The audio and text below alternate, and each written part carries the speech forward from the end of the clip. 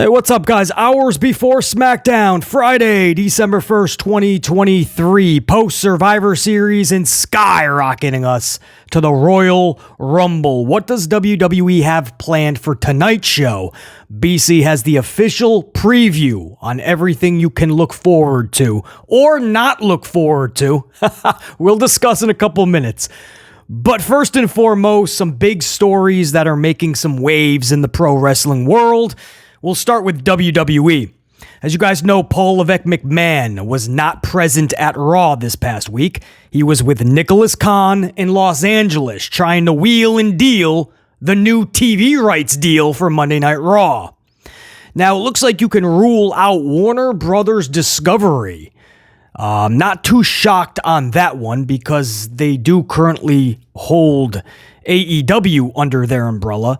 And not only would that create a massive conflict of interest, but that would be way more money than what they're giving Tony Khan right now. Some believe, and it started out as a laugh, but some truly believe that Tony Khan is somehow paying Warner Brothers Discovery to stay on the air.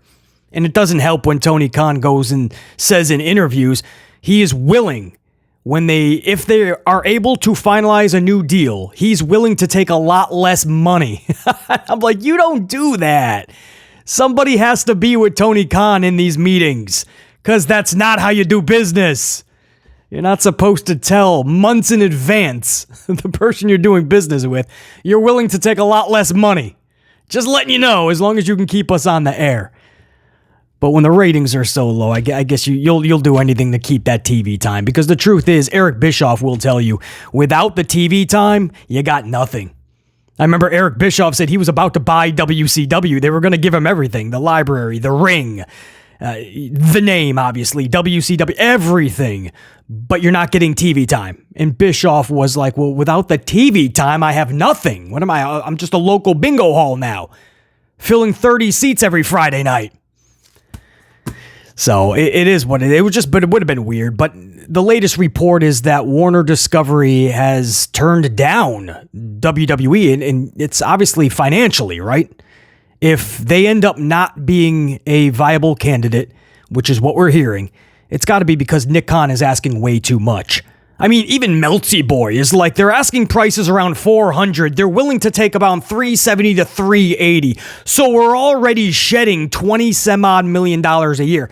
What have I been telling you guys for the longest time? I said Nick Khan will not get what he's asking for, no matter who gets this. They're going to get a ton of money, but they're going to leave millions and millions and millions on the table, just like SmackDown. And the stock market will go into a frenzy. The shareholders will panic. And it's the vicious cycle. But Nick Khan is asking for a lot when the ratings have not proven that they're worth that amount. WWE looks at themselves as next level valuable, but the ratings do not show that. And that's what the networks are looking at. And they're going, well, I don't know if I'm willing to pay you $425 million a year for this show. So you can cast Warner Brothers Discovery to the side, right? That's what the latest reports say. They said no to WWE. And you know they want to be in the wrestling game. They're in it with AEW and all these shows that they have. And all of them collected cannot reach the rating that Monday Night Raw gets.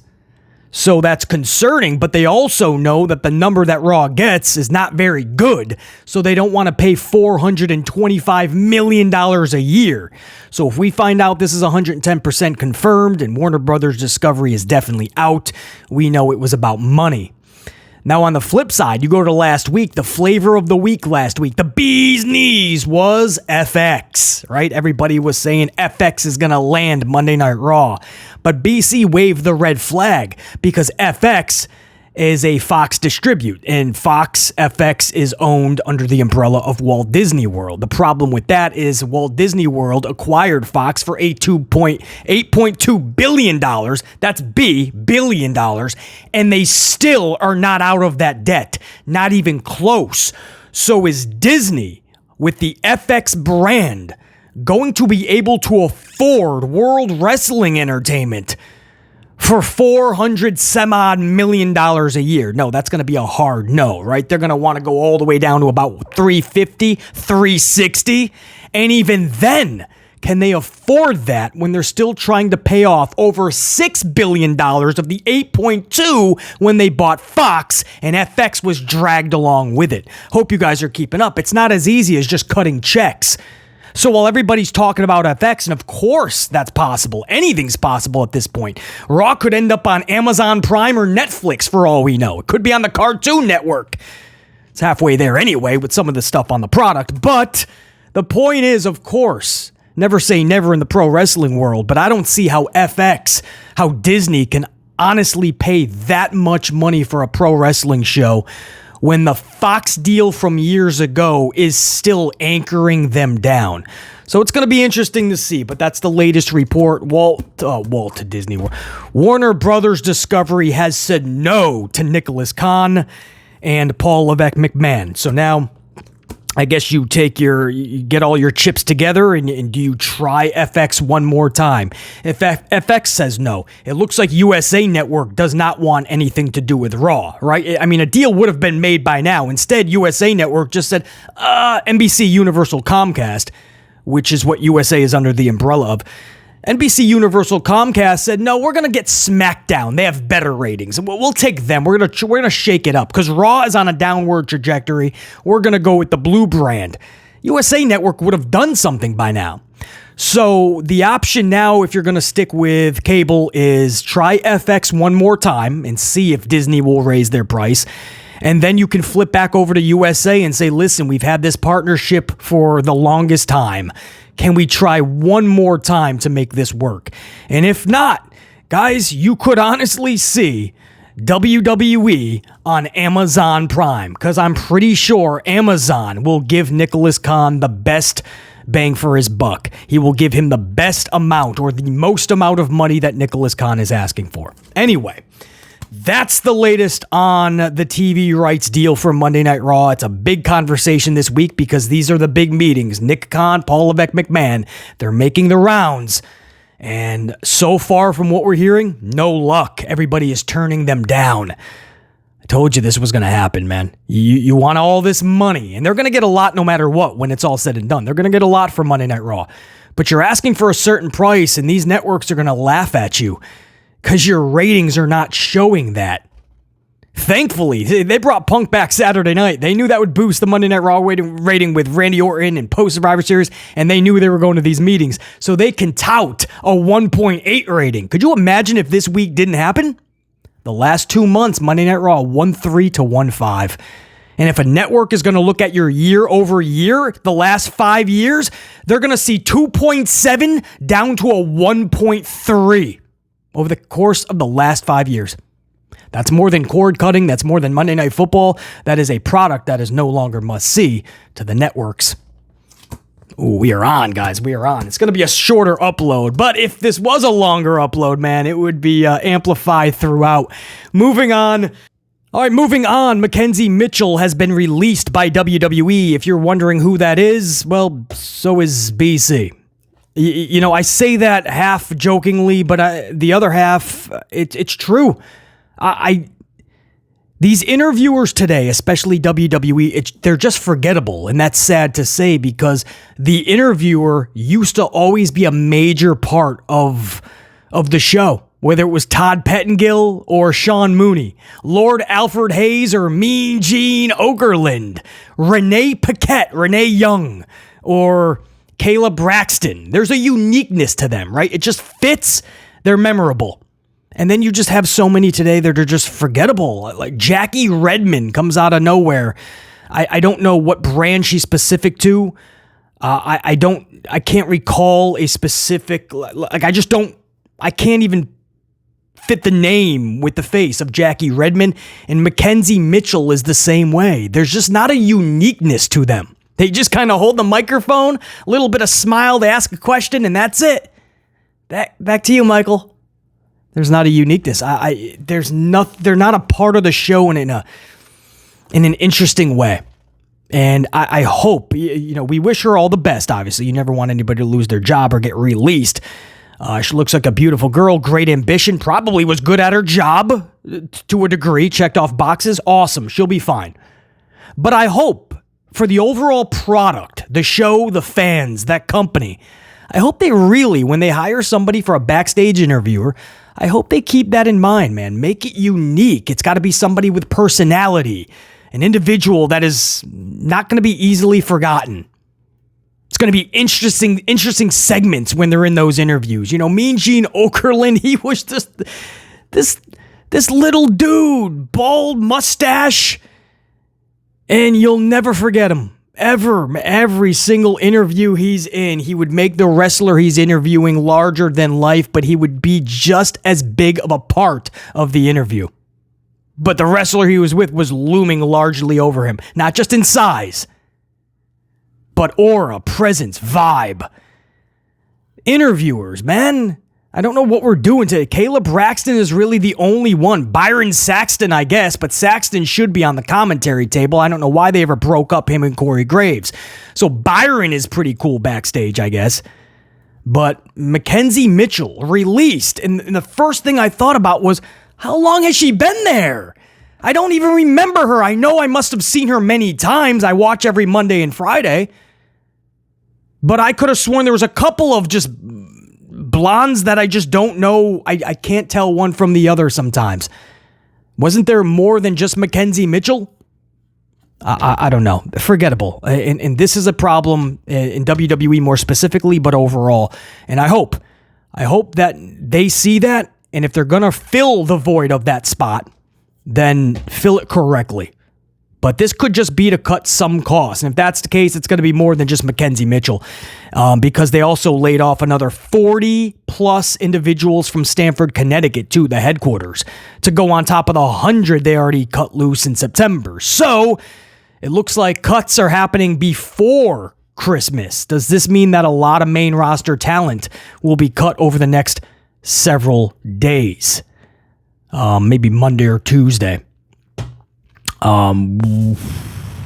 Usually they wait till after Monday night, so it'd be Tuesday or Wednesday, really. I don't know, man. I don't know, but that's a lot of people getting cut from their jobs right before the holidays. But it's business, right? And WWE has shown you time and time again, and Endeavor is even more cutthroat. They don't care what time of year it is. If it's going to save them money, if it's going to cut their own cost, you're gone. Mackenzie Mitchell gone. We wish her the best. And I hope that going forward, we get people backstage who are holding that microphone that have that uniqueness to them, that personality, that chutzpah, that gusto. That's something there that connects with the crowd and the audience. That'd be awesome. Now, moving on over to AEW, of course, Britt Baker recently voicing out her frustration, how she's been booked. Lack of promo time, which, of course, without the promo time, you can't tell a proper story. Nobody will really care about your matches. So she's been very vocal about some of the dudes, not just MJF, but people like Christian Cage getting promo time. And all of 2023, she says, I've gotten zero promo time on Dynamite. And she's got to be speaking for the broader selection of the females in AEW, right? I doubt very much she's just talking about herself, or this is the first time this conversation has come to light without the other females involved. This is probably something that's been talked about. Britt Baker usually, when she voices this type of frustration, it's something that's been making the rounds in the locker room. We've seen scenarios of these in the past with Britt Baker. So now it's not just the ladies, though, and them being upset with their booking. It also looks like it's leaked into the tag team division as well. More AEW talent frustrated with how they're being used or not being used in AEW. More recently, Matt Hardy and Jeff Hardy voicing out. Matt Hardy says, and I quote with his booking, creatively, just the way we've been utilized, like the last 4 months, it's been very frustrating. We've been very patient, but there has been a lot of frustration. The things we've done and how we've been utilized in some ways. So Matt Hardy's telling you that, you know, the lack of seeing him or the lack of anything special or good with the Hardys, it's not their own doing. It's just Tony Khan has nothing for them, and they're pretty much just sitting around twiddling their thumbs, and now it's getting to the point of frustration. Same thing that Baker has said in the past and many others, and Matt Hardy actually uses the word frustration, right? Creatively, just the way we've been utilized, like the last 4 months, it's been very frustrating. We've been patient, but there's been a lot of frustration, 2 times, one sentence, frustration, with the things we've done and how we've been utilized. So it's just, we're starting to see the thing where every day a new talent's coming out and just saying, all right, here's the deal. It's not all a bed of roses in AEW right now. We've hit the iceberg. We're trying to get the ship back on sea, but for now, we're solidified into that iceberg, right? So we really do hope that the boys and gals in AEW are able to get that ship steered in the right direction. It's so far away from WWE these days, and I don't know if it's ever going to truly be comp, but you want to see them doing good. There's a lot of people employed there. You don't want to see that sink ship. So it starts with a locker room that's hunky-dory. With CM Punk gone, you would think it would be a little better, but no, Tony Khan seems to be more erratic than ever. And if you guys remember correctly, man, BC told you this was the problem Tony Khan was going to encounter, right? You sign all of these individuals, well, now you have to find placement for them. And, he should be very thankful that Warner Brothers Discovery is allowing him to have a Friday and Saturday night show, both that barely hit around 300,000 viewers every week. Because without them, and if you just had 2 hours of Dynamite, how are you fitting 172 people? Because that's what their roster basically consists of. Over 150 individuals. Yeah, a lot of them are going to sit around with nothing to do. And as much as it might be nice for a while to make easy money and do nothing, eventually they're going to want to do something. A lot of talent speaking out, not happy in All Elite Wrestling. And I say with that, this is already going a little bit longer than I would have liked. So what I'm going to do, guys, is go over to the official preview for tonight's SmackDown. It is headlined by Damage Control. What is next for Damage Control is how WWE is promoting this. Well, what's next is something massive for all of them, because you had them lose again, this time on a grand stage like the Series of Survival. Damage Control, flat on their back, looking up at the lights. Inside of War Games. You're supposed to be a diabolical faction, right? You just got even stronger. You added Kari. You added Asuka. And you lost inside of War Games. And you lose basically every week. It doesn't matter if EO has the championship or not. The group is not looked at as anything formidable or anything badass or anything that anybody looks at and says, oh, those are winners. Io, by herself, by the way, flawless lately. The last several months, she has an actual title reign, which is awesome. Can't say that for the females the last several years. It's like they put no time or effort into it. Io has been having her best matches of all time. Her booking has been pretty damn solid. She's the champion. She should hold that title till at least WrestleMania. Only then should she be dropping it. But as a faction, you just added Asuka, you added Kyrie, you lost at War Games. You gotta bounce back massive on tonight's SmackDown. Is this where they boot to Bayley? It's possible. WrestleMania, you could set up a big tag match, right? And I don't know if you're gonna get Sasha Banks back. Sasha and Bayley versus Asuka and Kyrie at WrestleMania, yeah, pretty badass. Or would you want something bigger for Sasha, right? Singles match. Sasha catapulting to a championship match. But I don't think you're going to get Sasha. I think they're still far away from that, her and Trinity. And she's got some work that she'll probably maybe do with AEW. Unless she's being scared off from all the stories recently. And all the wrestlers there being unhappy. But I think more realistically, what about AJ Lee? Really good friends with Bayley. In real life, man, they just put up a picture, right? It was Punk, AJ Lee, and Bayley. It looked like they were at a bar or a restaurant. I don't think Punk was drinking, obviously, but it looked like they were at some like pub restaurant. And Bayley and AJ Lee were like hugging each other in the photo. Bayley has always checked up on and visited AJ Lee. AJ Mendez. What if AJ Lee just came back for a Rumble? Just have a Mania match, right? You don't want her to do one-on-one. You know, she's been away for a while, even though she's been in the wrestling game. We won't go into that. And she's admitted she can absolutely still wrestle. No injury is preventing her. She said that in her own words several times recently. It's just wanting to do it. Well, what if she did want to? A little WrestleMania match. Tags up with Bayley, takes on Kari and Asuka. That way, Io has a singles match for her title. Everything's hunky-dory. Dakota Kai can still rehab from her injury. It's interesting. There's a lot of ways you could go and a lot of fun.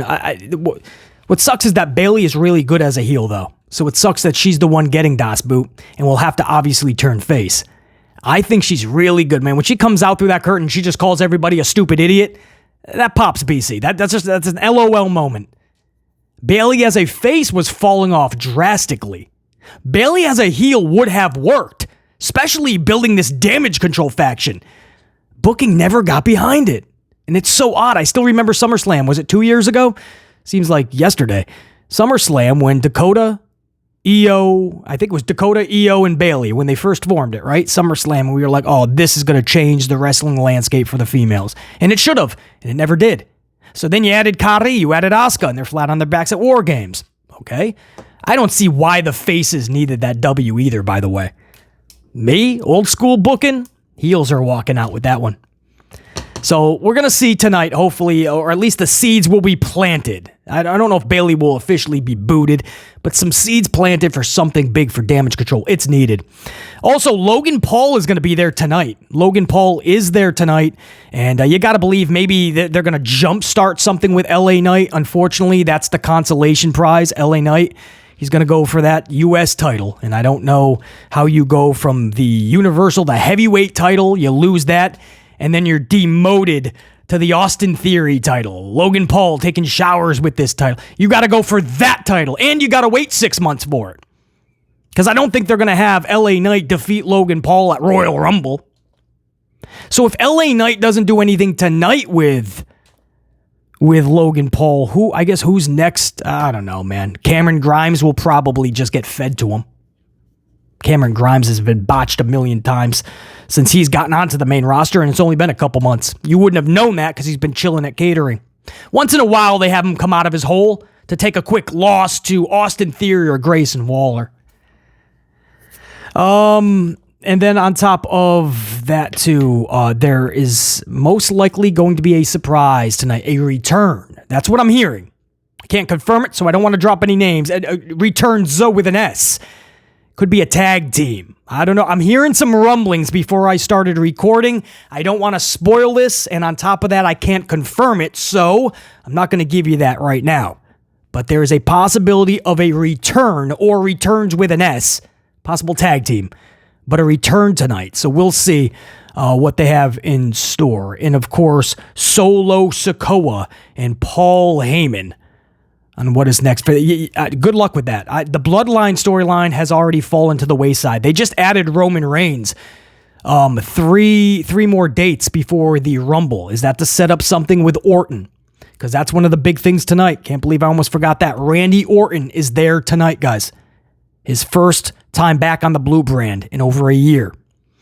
So is this where they set something up with Randy and Solo, Randy, Bloodline, and then that's how you get to Randy Orton, Roman Reigns, Rumble, and then Solo, Randy Orton at Mania. Or, knowing this company, they'll have Solo Sikoa versus Randy Orton tonight and still do it at WrestleMania.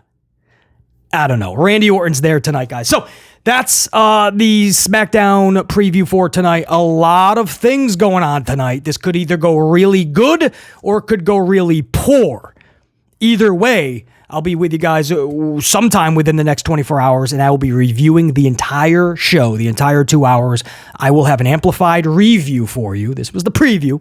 I will review this show like nobody else in this industry can, man, and we will do it amplified style, candidly, with the utmost brutally honest truth and utmost honesty. And I'm hoping this is a really good show, man, because this is going to ignite us to the Rumble, and then it's Mania season. I can't believe it's already December. Anyway, guys, until next time, there will be that next time. Top guys, we're out. Current status, check you. Peace.